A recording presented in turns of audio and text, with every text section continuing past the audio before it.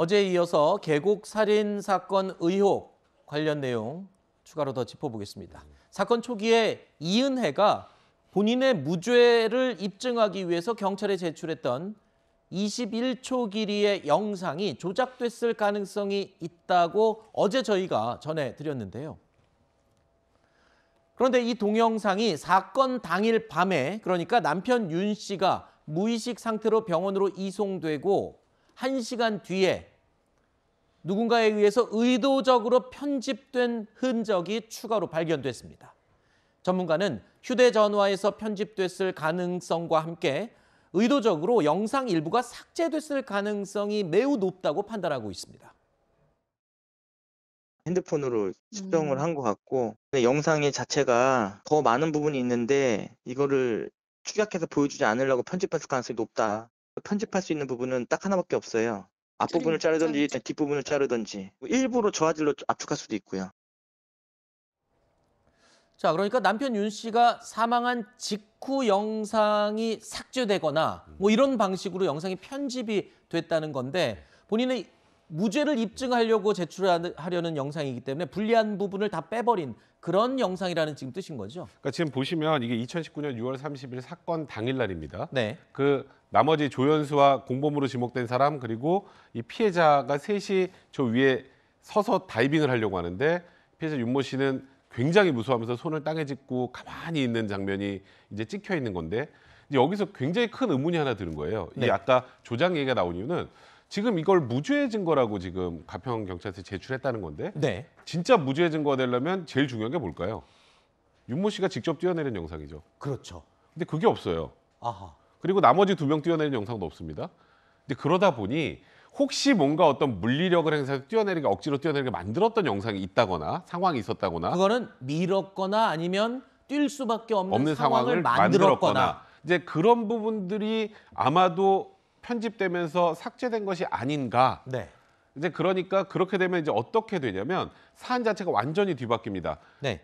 피해자 윤모 씨가 스스로 뛰어내려서 구조하지 않았는데 이게 과연 부작위에 대한 살인죄가 되느냐의 논의에서 아예 그냥 살인죄로 갈 수 있는 거예요. 그러니까 입증이 훨씬 쉬워질 수 있죠. 그래서 이게 혹시 복원이 가능한지, 이 부분은 앞으로 디지털 포렌식이나 좀 필요하겠습니다만, 삭제되거나 편집됐다면 그 이유를 찾는 건 굉장히 중요한 사건의 그렇군요. 주요한 핵심 조사라고 할 수 있을 것 같습니다. 자, 이은혜와 공범 조연수는 결백을 주장하고 있습니다. 하지만 범행을 뒷받침하는 정황들이 계속해서 쏟아져 나오고 있는 상황인데요. 이런 가운데 검찰 수사를 받고 있는 이은혜의 태도에도 변화가 생겼다고 합니다.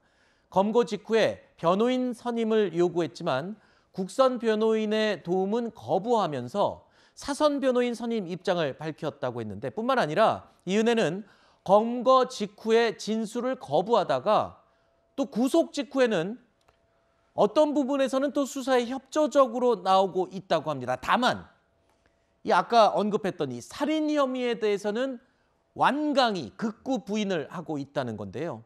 자, 이은혜는 체포 전에 지인에게 이런 말을 한 적이 있습니다. 자수 플랜이 있다라고 했다는데요.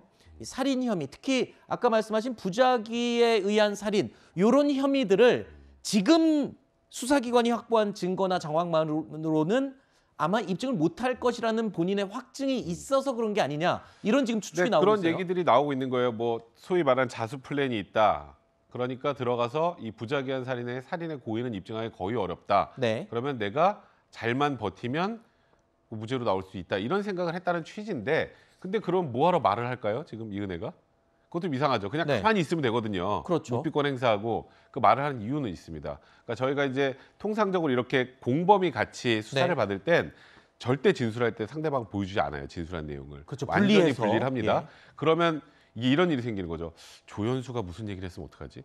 음. 이제 그러면서 본인이 할 수 있는 내용까지 결백하다라는 내용의 취지를 적극적으로 주장하는 것은 조연수가 무슨 얘기를 했는지 모르는 불안감입니다. 그래서 네. 저는 개인적으로 뭔가 아까 말씀드린 영상에서 편집되거나 삭제된 영상이 복원된다거나, 아니면 뭔가 확인할 수 있는 공범의 진술이 나온다거나 하면 무너질 수 있을 것 같은데, 아직까지는 그런 취지로 좀 버티고 있는 게 아닌가 싶습니다. 그럼 시간이 지나면은 두 사람의 진술에 의해서 무언가 맞습니다. 혐의와 진실이 드러날 수 있다라는 말씀이시군요.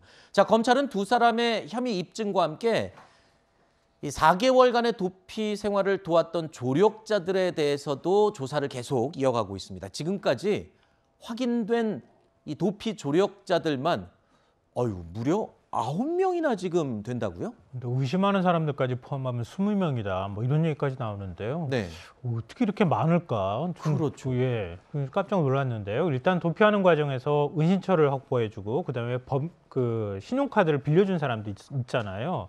그러니까 그런 사람들이 다 합쳐보니까 9명 정도 된다고 하고요. 네. 더 의심스러운 것은 9명 중에서 4명 정도가 그때 그 계곡에 함께 있었던 사람이다. 그렇죠. 근데 왜 이 사람들이 도우려고 했을까? 그냥 단순히 친하기 때문에? 근데 도피 과정에서 공개 수배령까지 떨어진 상황인데 이거 도우면 불이익이 올 거라는 걸 본인 스스로가 알 텐데 왜 도와줬을까? 이런 의문점이 남을 수밖에 없다고 하는 거죠. 그래서 지금 검찰이 그 부분에 대해서 왜 도피를 돕게 됐는지 이 부분을 좀 집중적으로 수사하고 있다고 합니다. 지금 이번 사건은 공범 역할이 굉장히 중요하거든요. 그렇죠. 왜냐하면 목격자이기도 하고 네. 당시에 자기가 범행에 가담한 사람일 가능성도 있기 때문에 이 사람들이 입을 열면 오히려 증거 없는 살인이 될 수 있기 때문에 네. 이 사람들의 증언이 굉장히 중요하지 않을까 생각합니다. 아까 들은 말대로라면 이 사람이 더 많아져서 더 분리 진술을 많이 할수록 빨리 이 사람들의 이 논리는 무너질 수 있겠군요. 그러니까 심경의 변화가 올 가능성이 많은 거죠. 그렇군요. 나만 부인했다가 나만 얘기를 제대로 하지 않았다가 그럼 또 나중에 죄질이 안 좋다는 취지로 더 중하게 처벌할 수 있기 때문에 그런 문제들이 생길 수 있는 겁니다. 알겠습니다.